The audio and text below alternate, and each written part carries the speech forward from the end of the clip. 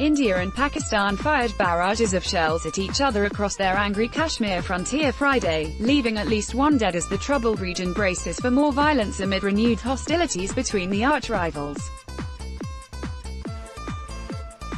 While Pakistan's promised release of an Indian pilot has eased the threat of a wider conflict, there has been no let-up in the Himalayan region divided between the neighbors since 1947.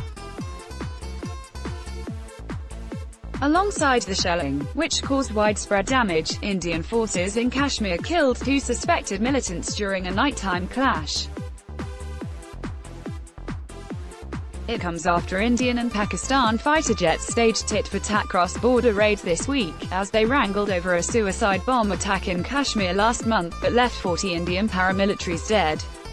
India blamed Pakistan, which denied any role, as it does in an armed uprising in Muslim-majority Kashmir that has left tens of thousands dead since 1989. Shelling that has been a part of daily life for decades has intensified even as Pakistan said it would free a pilot shot down on its side of the line of control that divides Kashmir. There is a very high risk of escalation towards localized, but more intense direct Indian-Pakistani military confrontation in Kashmir, Jane's intelligence service said in a study this week. Heavy mortar and artillery fire sent inhabitants on both sides of the frontier scurrying for bunkers and other cover. Lights out, hopes fade. One woman was killed and an Indian soldier wounded during shelling late Thursday and early Friday in the Poonch and Krishna Ghati sectors on the Indian side, according to police. Indian authorities told villagers to turn off lights to avoid becoming a target for Pakistani gunners.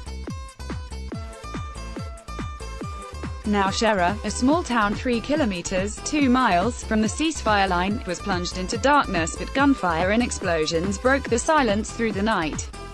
Surjit Kumar, village head in the town's Kalal sector, told how he was at home with his family when the building was hit by 9 120mm mortars. One shell left a huge hole in the stone bedroom wall, smashing the windows and furniture. His bed and a steel trunk were crushed by debris. 8 other shells failed to explode and remained buried in the house and nearby. Kumar said Indian troops inspected the damage in the darkness, but explained they could only move the shells once calm had returned. "We want peace or an all-out war. We don't want to live in bits and pieces," Kumar said. "We have been suffering since 1947. Whenever the governments in India and Pakistan fail, the armies start fighting here.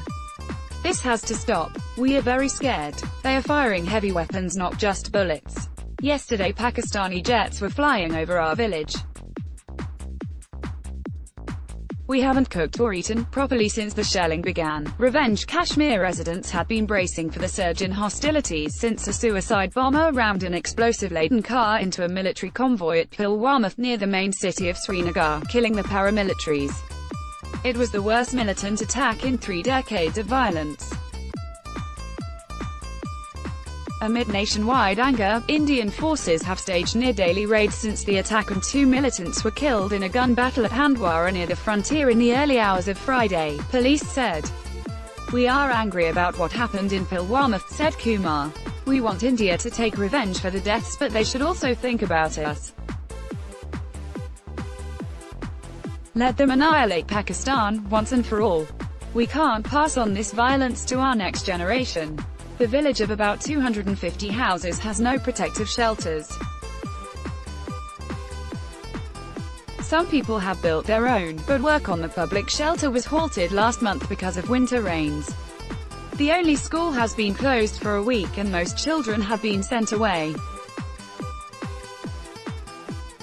With more explosions and gunfire echoing around the valley, Kumar's wife Rajbanti said they may leave too.